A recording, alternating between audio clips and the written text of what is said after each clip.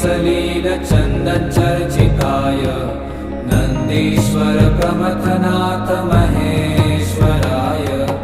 मन्दार पुष्प बहु पुष्प सुपूजिताय तस्मै